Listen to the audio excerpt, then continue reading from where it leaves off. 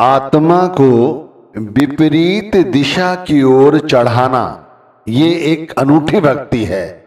मैं कहता हूं बहुत महत्वपूर्ण भक्ति है जो हर व्यक्ति नहीं करता। ये विपरीत दिशा क्या है पहले ये जानो। जैसे जल बह रहा है किसी दिशा की ओर तो जल में जो डालो उसी ओर बह जाता है। इसी तरह हमारा जो मन है वो भी एक जल की तरह ही है। इसमें जो विचार आए वो नौ द्वारों के जरिए बहिर्मुखी हो जाते हैं। अब इन्हीं विचारों को विपरीत दिशा की ओर मोड़ना। अब इसे ऐसे समझे जैसे जल में जो कुछ डाला वो उसी दिशा में बहा जिधर जल बह रहा है। अब उसी में माना एक मछली है जो विपरीत दिशा की ओर चले यानी चढ़े, जिधर से जल आ रहा है वो उसी ओर चढ़े। तो मछली के लिए ये कार्य आसान है। क्यों? क्योंकि वो ऐसा करना जानती है। हम नहीं जानते। हम सत्संग सुनते हैं तो सत्संग की जानकारी रखते हैं। हमें ज्ञान की कोई कमी नहीं है।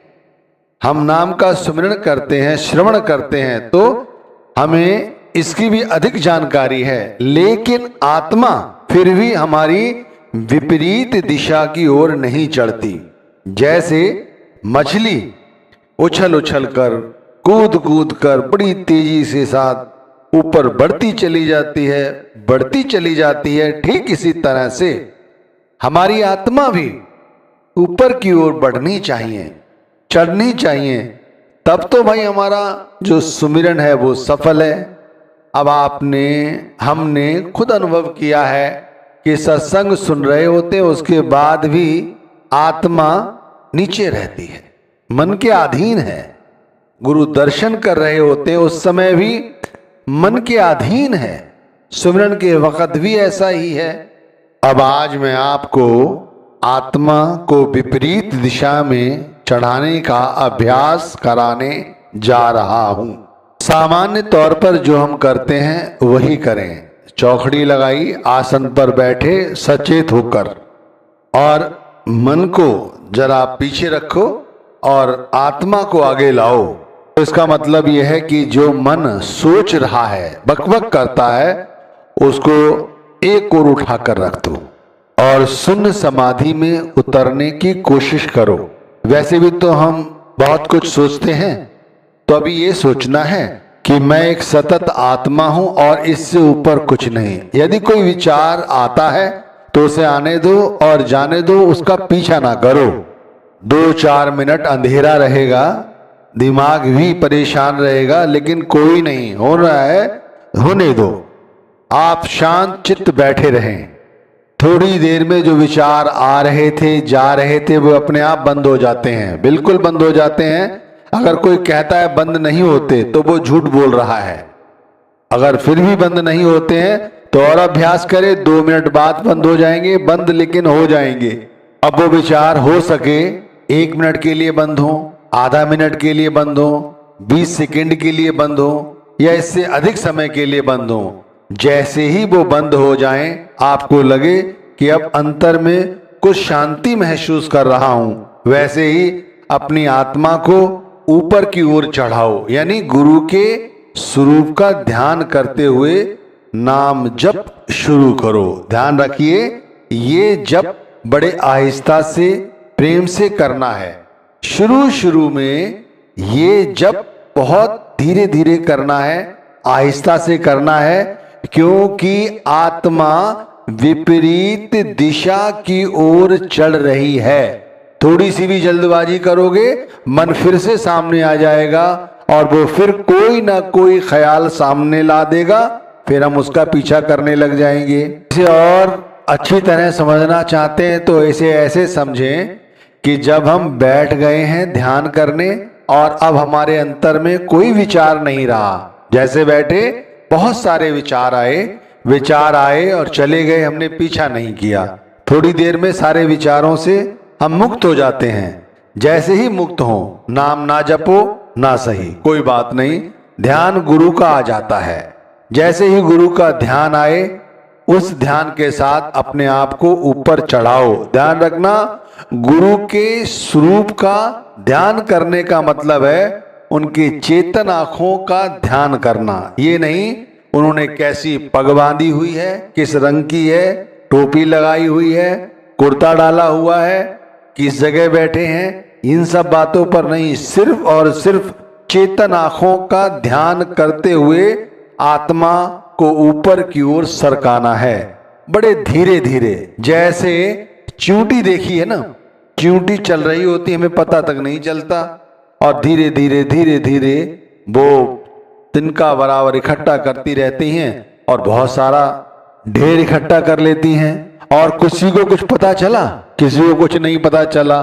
अब यदि हमें इस वक्त 2 मिनट, 3 मिनट, 2.5 मिनट, 1 मिनट, मैं कहता हूं 30 सेकंड ही सही, मन से मुक्ति मिली और हमने विपरीत दिशा में चढ़ाई शुरू कर दी। मैं कहता हूं सुने, ये बात बहुत महत्वपूर्ण है जो समझा रहा हूं। यदि हमने 30 सेकंड भी, आधा मिनट भी ये अभ्यास कर लिया जिसमें मन से हम अलग थे, हमारी आत्मा ऊपर की ओर चल रही थी, समझे आप, ऊपर की ओर चल रही थी, तो ये अभ्यास यदि एक बार बन गया तो जैसे चींटियां चलती हैं ठीक इसी तरह से आत्मा ऊपर की ओर सरकी, फिर और ज्यादा समय के लिए आगे बढ़ेंगी, क्योंकि विचार धीरे धीरे खत्म होने लग जाते हैं। हो सकता है ये अभ्यास आपको 10 दिन बाद हो, अच्छी तरह से 1 महीने बाद हो, 5 महीने बाद हो। भाई जैसा जैसा अभ्यास करोगे वैसे वैसा अभ्यास बनता चला जाएगा।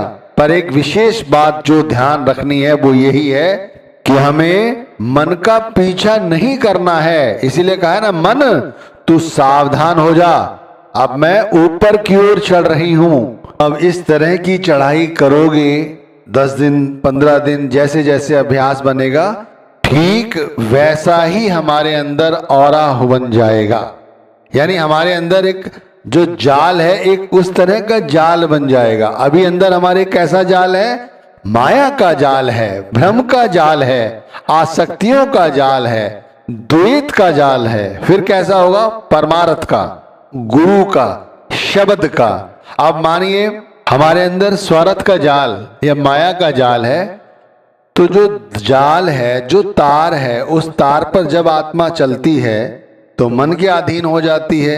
फिर मन एक तार से दूसरे तार, दूसरे तार से तीसरे तार, इन्हीं तारों पे तो लिए रहता है, सारी जिंदगी इन्हीं तारों में उलझे रहते हैं, लेकिन स्वार्थी रहते हैं, आसक्तियों से घिरे रहते हैं। अब यहां पर ऑरा बन गया है परमार्थ का, तो जाल अब कैसा हो गया? परमार्थ का। तो एक तार पे चले तो वो तार कैसा है? गुरु की याद का, या कैसा? सेवा का, कैसा? सत्संग का, कैसा? सुमिरन का, कैसा? भजन का, कैसा? हरि भक्ति का, कैसा? समझ गए आप मैं क्या समझाना चाह रहा हूं? हमारे अंदर ऑरा बन गया भक्ति का, गुरु का, तो अंतर में वैसी ही भावनाएं होंगी। तो ये जो जाल है वो कैसा जाल हो गया? परमार्थ का हो गया। जाल कैसे बना शुरू में जब हमने ऊपर चढ़ाई शुरू की तब। अब यहां पर हमारी आत्मा को रास्ता मिल चुका है, तारों का रास्ता मिल चुका है। तो पहले जब आत्मा चल रही थी शुरू में तो धीरे धीरे विपरीत दिशा में चल रही थी, क्योंकि एक साथ बहुत सारी कामनाओं की आसक्तियां आ रही थी ऊपर से नीचे की ओर, तो धीरे धीरे चल रही थी। अब अंदर ऑरा बन गया है, तो इन तारों पर जो हमारी आत्मा है अब थोड़ी तेजी के साथ चलती है। भाई गुरु के स्वरूप के साथ जुड़ी हुई है, इसलिए ऊपर की ओर चढ़ना शुरू कर देती है। पहले वो कहां थी? सहस्दल कवल पर, अब कहां आ गई है? दूसरे रूहानी मंडल पर। दूसरे रूहानी मंडल पे उसे ऑरा मिल गया है, अब वो आराम से तेजी के साथ इधर उधर चलने लगी है, ऊपर की ओर बढ़ने लगी है। अब आत्मा जब तीसरे रूहानी मंडल को पार कर जाती है, जब ऐसी चढ़ाई शुरू कर देती है, तो कहते हैं वो शून्य समाधि में उतरना सीख लेती है। अब जैसे हम लोग ध्यान करने बैठे, ध्यान करते हुए हमारा ख्याल परमार्थ से गुरु के स्वरूप के साथ जुड़ा हुआ है, अंतर में कोई आसक्ति नहीं है, सिर्फ गुरु प्रेम है, नाम का सुमिरन चल रहा है। अब आत्मा कैसे चल रही है ऊपर देखो, बहुत तेजी के साथ, जैसे चाहें वैसे, जिधर भी चाहें जिधर जाएगी उधर उसे गुरु ही मिलेंगे, शब्द ही मिलेंगे, क्योंकि हर जगह वो जान जाती है कि हर जगह शब्द का ही पसारा है। फिर आत्मा कैसी उड़ान भरती है या कैसी छलांग लगाती है, बहुत लंबी लंबी, बहुत ऊंची ऊंची। कभी वो इस लोक से उस लोक पर पहुंच जाती है, कभी इस धनी के साथ होती है, कभी उस धनी के साथ होती है। बड़ा अद्भुत नजारा है ये, बड़ा अच्छा और मनमोहक दृश्य है ये। आप सुमिरन करते हो, भजन करते हो, नहीं करते हो तो शुरू कर दो, अभी से करो। अब ज्यादा समय नहीं है हम लोगों के पास, पता नहीं जीवन का कौन सा क्षण आखिरी क्षण हो, इसलिए समय को आगे टालने से अच्छा है कि अब अपनी आत्मा को ऊपर की ओर चढ़ाओ। और जब आत्मा इस शून्य समाधि से ऊपर की ओर बढ़ती है तब ये एक ऐसी जगह प्रवेश मिल जाता है इसे, वहां पर ये शब्द का साक्षात्कार करने लगती है, इसे धुन सुनाई देती है, शब्द का प्रकाश का अनुभव करती है। उस वक्त ये समझिए हमारी आत्मा को अपना साक्षात्कार हो चुका है। आत्म साक्षात्कार ही परमात्मा का साक्षात्कार है, समझिए। जब आत्मा सतत रूप से शब्द धुन सुनने लगे, शब्द के प्रकाश को देखने लगे, तो समझ लो उसने आत्म साक्षात्कार कर लिया है। लेकिन बहुत सारे लोग ये कहते हैं कि वो शब्द धुन सुन रहे हैं, फिर वो दुखी क्यों हैं, फिर माया में लिप्त क्यों हैं। तो इसे बड़ी सावधानी से, सरलता से समझो। जैसे हम सत्संग सुनने जाते हैं तो गुरु का जब तक सत्संग याद रहता है तब तक हम क्या कहते हैं, हम परमार्थ से जुड़े रहते हैं। जैसे ही भूल जाते हैं फिर वैसे के वैसे हो जाते हैं। इसीलिए जो अपने अंदर ऑरा है भक्ति का, ये कभी खत्म नहीं होने देना है, ये ध्यान रखो। अगर ये खत्म हो गया तो फिर हम वहीं आके खड़े हो जाएंगे जहां पर पहले खड़े थे। आज हम सबकी सबसे बड़ी जो परेशानी है वो यही है, चाहे वो युवा है, वृद्ध है, बीमार है, कोई भी है।